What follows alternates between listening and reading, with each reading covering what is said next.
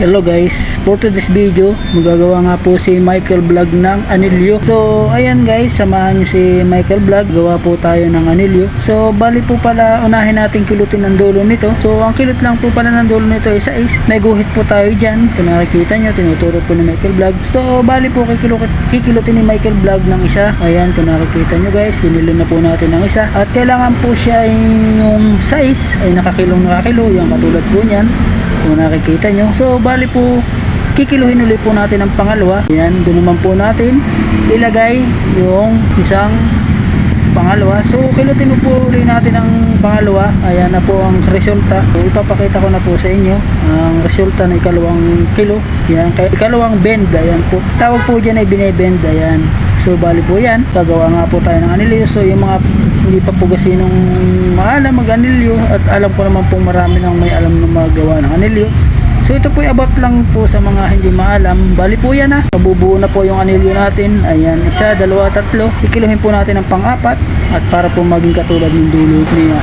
Ayan, so bali ayan po. So bali po may mga pattern tayo dyan. Ano po, mamaya po ipapakita ko rin yung mga pattern. So bali ayan po, nabind na po natin. Ayan, hitsurang anilyo na po siya. Ayan, so bali yung sinasabi sa iba-iba naman po yun. Ano po, so saka na lang po natin yun. Dito na lang muna po tayo focus sa ating anilyo. So bali yan nga po yung anilyo natin.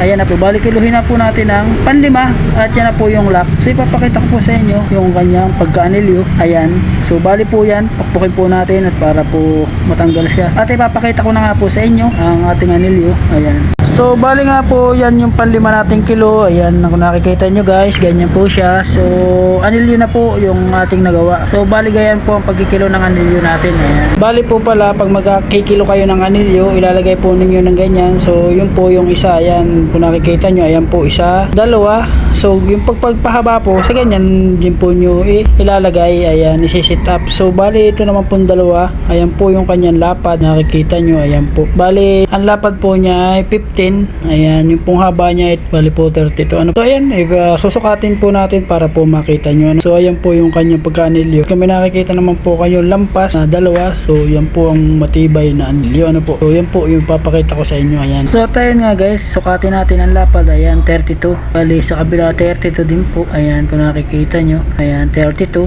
Yun po yung kanyang haba. So yung lapad naman po niya ay 15. Ayan, bali 15 po yung lapad niya. Ano po, ayan po nakikita nyo. Atin na po sinukat para po yung pag gumawa po kayo ng anilyo. Ayan, ay alam na rin po ninyo ang sukat. Ano po, ayun po. So tamang-tama po panlagay ng biga. Ayan, so ayan po yung ating mga anilyo. So gagawa naman po tayo ng pangalawa para maipakita ko sa inyo kung paano magkilo ng una. Ano po, ayan, bali po may pangalawang kilo tayo. So ito po yung sinasabi ko sa inyo. Ayan po, ayan, bali po yan size po. Ano po, kung nakikita nyo, yan may size po tayo. Ayan, size po yung unang kilo natin dyan. Ayan, ayan po size. So may guhit po tayo dito. Ayan po, tinuturo po ni Michael Vlog. So bali po yan yung guhit natin para po kahit hindi na po tayo magsukat-sukat, tapat lang po natin yung dulo ng ating anilyo doon. Ay siya na po yung ating pagkikiluhan, pagbibin. So ito po, ikikilutin na po ni Michael Vlog. So ayan po yung una. Ayan, number 1 po. Ayan, po natin ng isa, number 1 po, kiluhin natin. So bali po yan yung itsura na niya unang kilo. Ano po, ayan, number 1 na kilo. So tanggalin na po natin. Ito po yung number 2. So bali po pa ng number 2 tayo. Ayan po, dito po natin ilagay. Ayan nga guys, ang kasunod natin dito sa pangalawa na ito ay bali pang 3 kilo. So ito po yung pangatlong kilo. Papakita ko na rin po sa inyo. Bali 2 kilo pa lang po tayo. Ano, so ito po bali yung pang 3 kilo. Bali po dito na ninyo ilalagay sa dalawang pattern na yan. So yan po yung pang 3 kilo. Ayan po, 3 kilo na po yan. Ayan, kiluhin po natin ang pangatlo.